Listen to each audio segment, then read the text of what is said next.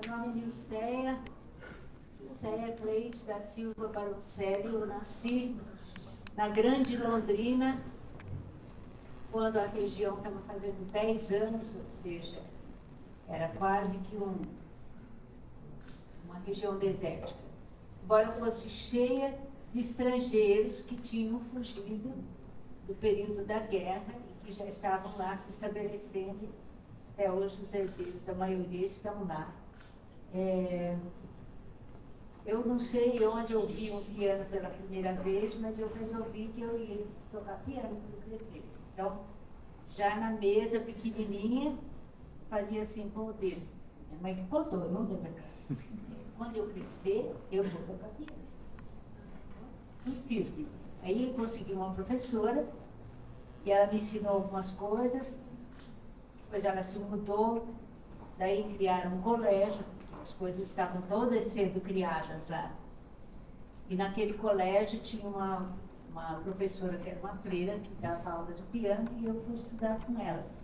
Então eu estava profundamente entrosada no universo das valsinhas para iniciantes. O dia que caiu na minha mão um pequeno livro de Dona Madalena Bach, aí eu fiquei apaixonada. É isso que eu quero.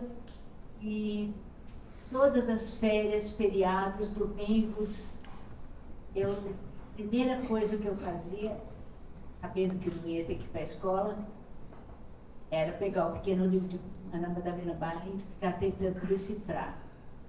Coisa bem difícil para uma criança, mas eu consegui tocar o musette, que todo mundo toca, né? Acho que não tem quem não toca o musette, entre pianistas.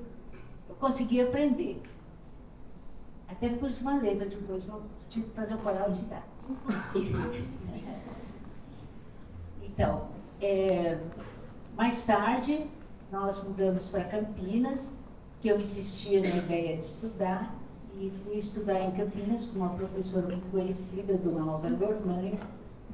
Me formei, mas quando eu peguei naquele batente duro, digamos, né, as donas de casa que usam a palavra batente, de fazer muita técnica, eu pensei, não, eu quero sim tocar piano, mas me desculpa, não vai ser por esse caminho, não, porque eu não tenho paciência para ficar estudando, fazendo técnica.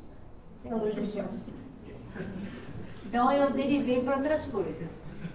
Ou escrever, que era uma coisa que eu gostava de escrever. E sempre gostei. Mas ainda lá em Cambé, que é essa cidade da Grande Londrina, eu compus uma música, eu tinha 13 anos. Quando a coral do colégio estreou, era antevéspera do meu 14º aniversário. Uma despedida da diretora que tinha fundado a escola, no Colégio de Freiras, né? Então, eu estreiei antes como compositora do que podia esperar. Continuei firme nisso, mas sem, assim, era uma coisa, e é uma coisa que me dá prazer, entende? Então, se aquilo vai ser feito ou não, é bom, mas eu gosto, fico feliz, mas o bom é para mim, assim como a música dos outros também, a alegria de conhecer os outros. Para a sorte minha, ainda quando eu não tinha mudado para Campinas, morava numa casa, como é o modelo de casas do interior, principalmente quando a cidade é produzida por americanos, né, que foi o caso, tem uma loja e uma casa no fundo. Então, ali tinha disco de todo gênero. Eu fiquei bem especializada em moda de viola da época e sei cantar algumas até hoje. Mas, por favor, não me peça para cantar. Canta bem, viu? Canta afinada. Ah, bom, só cortar. Canta bem. Mas foi uma grande escola, porque ao lado de todas aquelas modas de viola ali, havia também esses estrangeiros, principalmente os alemães, pessoal do leste europeu, que comprava disco de música clássica, de forma que sempre tinha discos que eu podia ouvir e me encantar. Depois eu vim para Campinas, estudei, achei que não ia ter carreira nenhuma, já que não tinha base suficiente para ficar estudo, nem paciência, né, que é o mais importante. E também porque o Brasil não tem muita carreira para intérprete, pianista, né? Tem, em geral, para homens. Tem uma coisa que eu aprendi com o tempo que eu conheci e convivi com essas pessoas que foram tentar na Europa.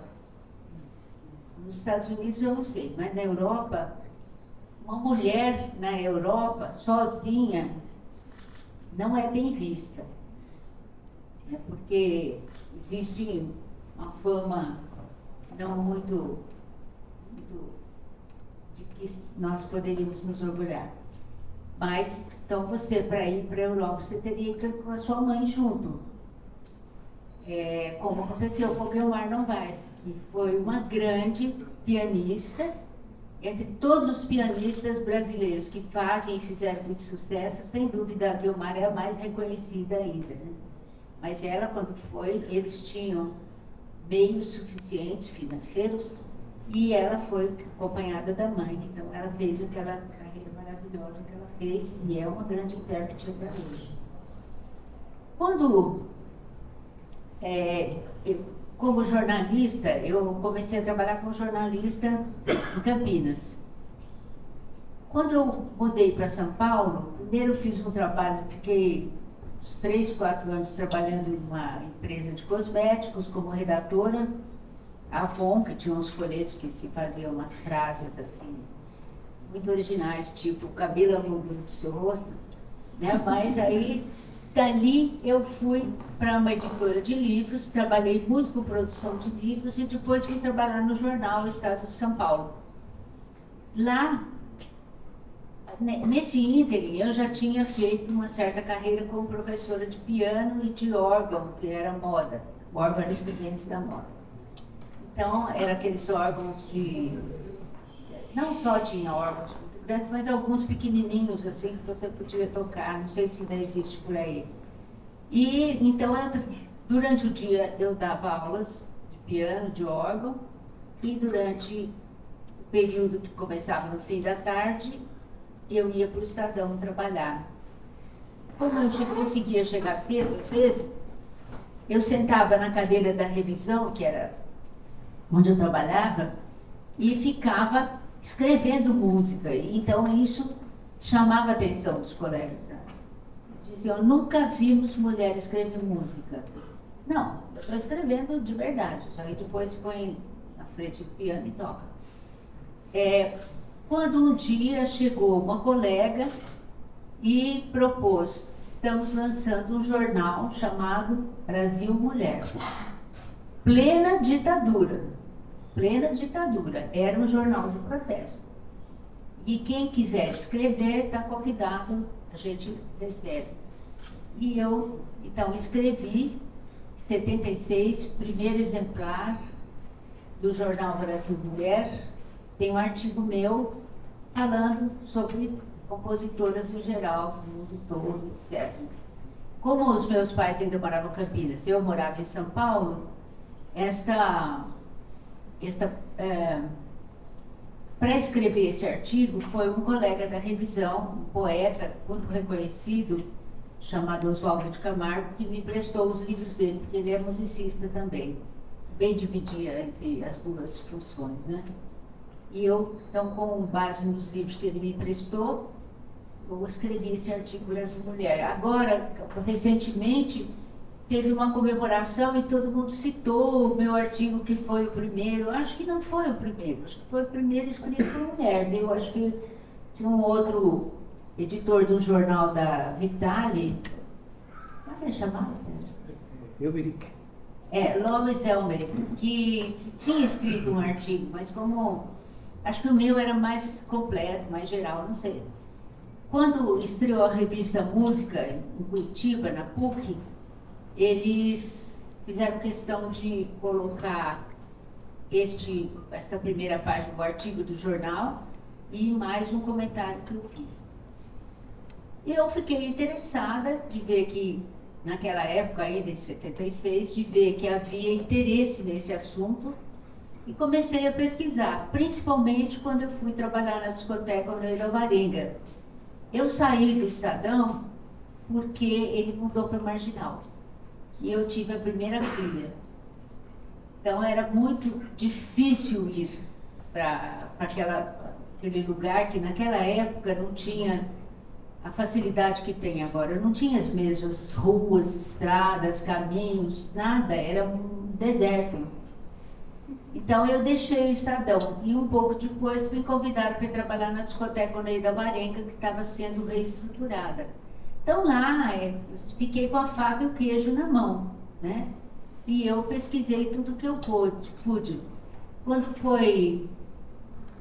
eu tive meu terceiro filho, né, 5 anos depois, ele disse, não, então, ela está olhando para o Sérgio, não é filho do Sérgio. Não estou olhando, não, estou só pensando mesmo. O Sérgio é meu terceiro marido. O único que aguenta, que pesquisa o tempo todo, porque o avô dele era maestro, pesquisador, então ele está acostumado com isso. Tem esses detalhes, vida de mulher é por aí também. Ele nasceu esse meu terceiro filho durante a minha licença maternidade. Eu vi que tinha uma editora perto ali da minha casa e eu fui até lá e conversei com ela. Por acaso, essa editora tinha crescido na mesma região que eu nasci, uma cidade 15 quilômetros de lá. E então, eu, com o apoio que ela me deu, que ela mandou o pedido de publicação para o Instituto Nacional do Livro, que agora já foi extinto, eu escrevi o livro assim, com a ajuda de todos os colegas do centro da discoteca Oneida Varenga, que já estava no Centro Cultural. Ela conseguiu a publicação do Instituto Nacional do Livro e eu, então, tive o livro Mulheres Compositoras, Elenco e Repertório, que hoje está extremamente esgotado, não tem mais lugar nenhum. Mas não pensem que foram os músicos que se interessaram.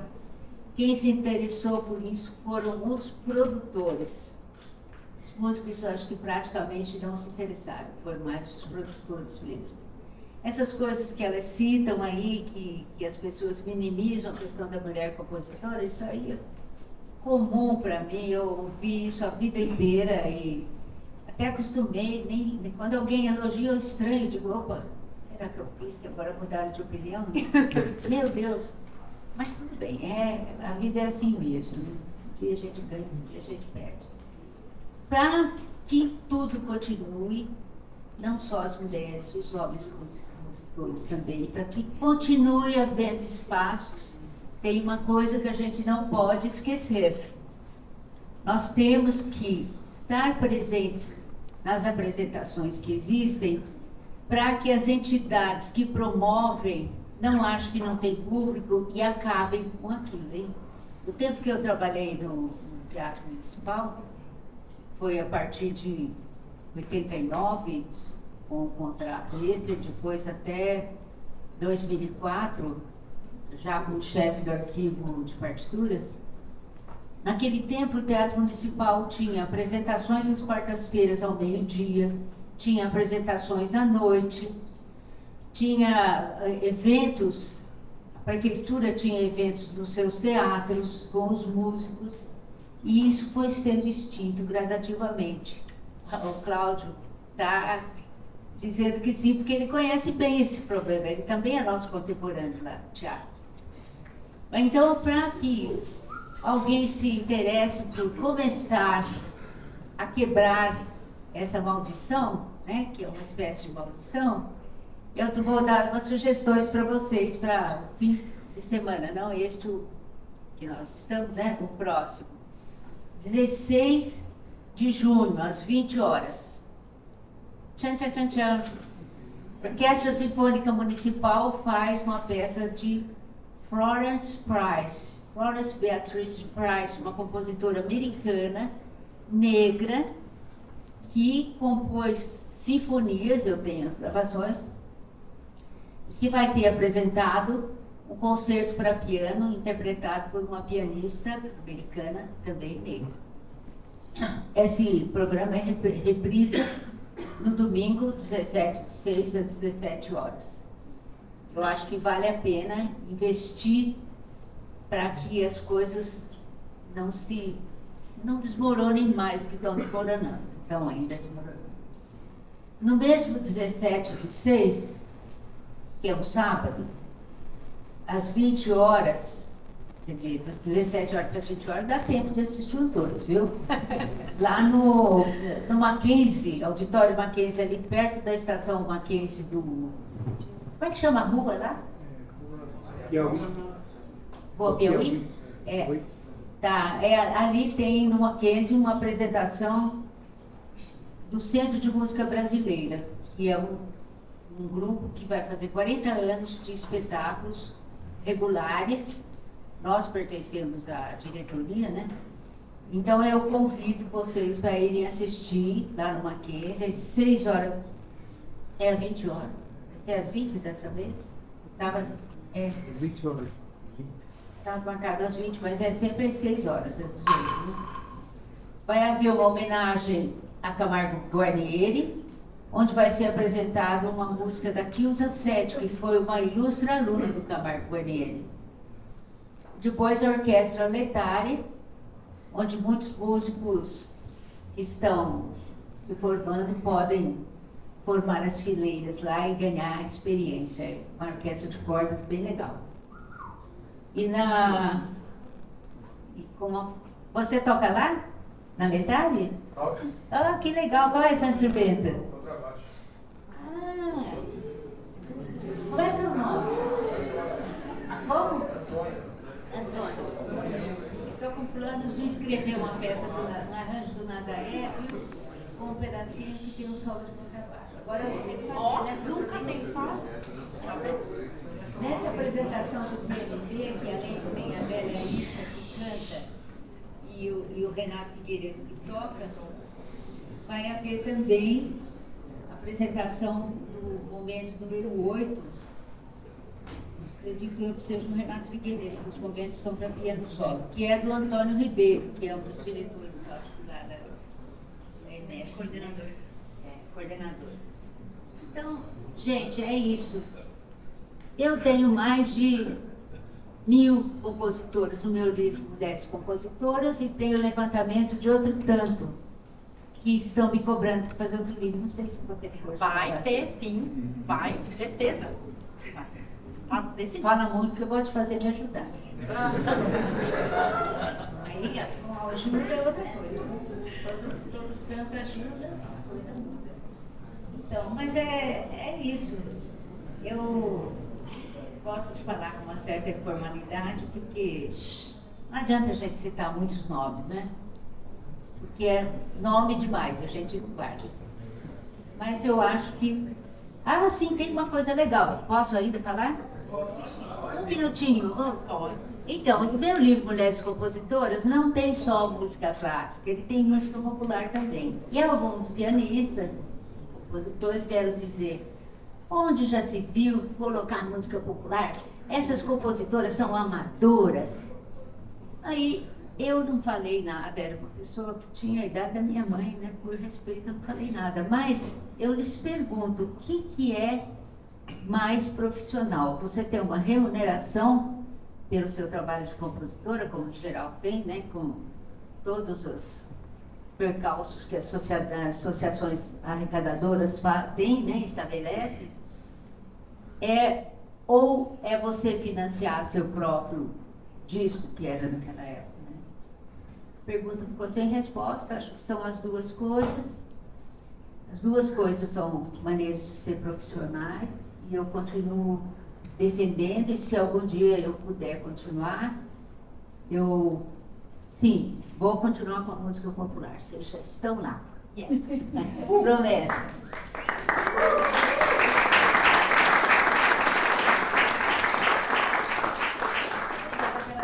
Eu ainda vou falar mais uma coisa. Tem 2 blocos que estão parados, mas vão voltar à ativa. Mas lá já tem informações sobre mulheres compositoras. É um que se chama Mulheres Compositoras mesmo, né? O blog, blogspot.com. Certo? Obrigada, gente, pela atenção.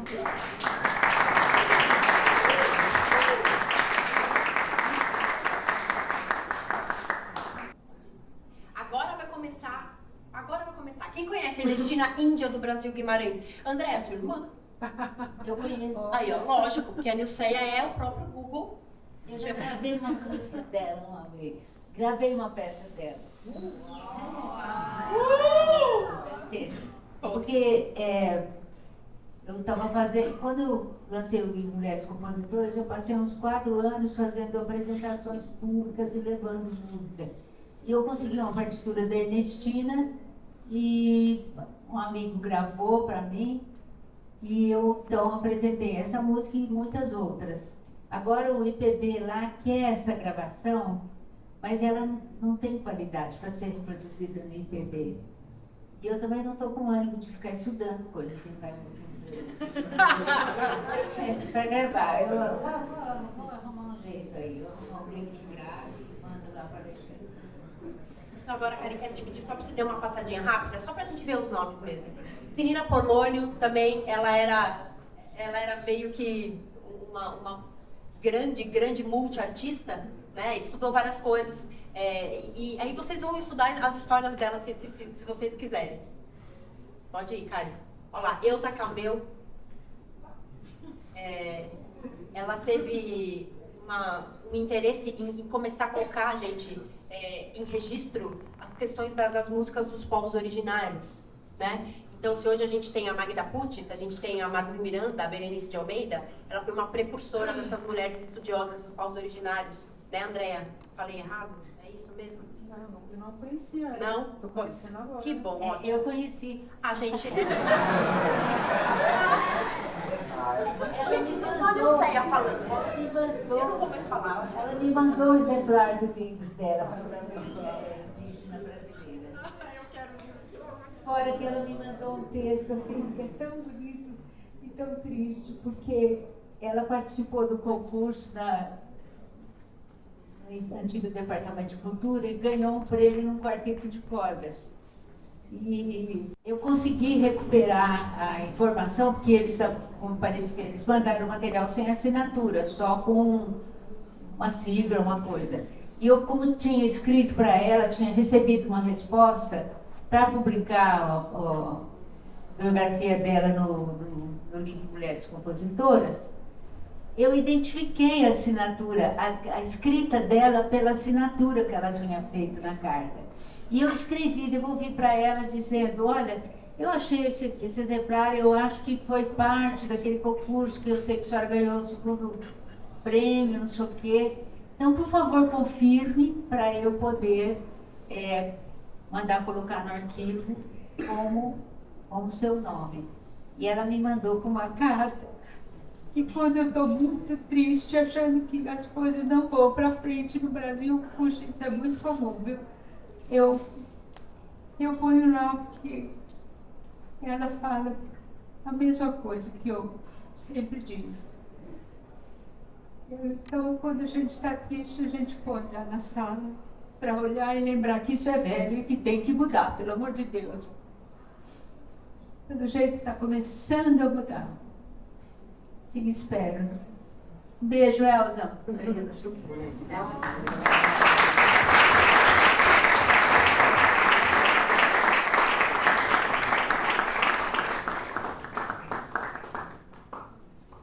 Gente, só a Nilceia tinha que falar, mas a gente vai precisar dar uma amarrada.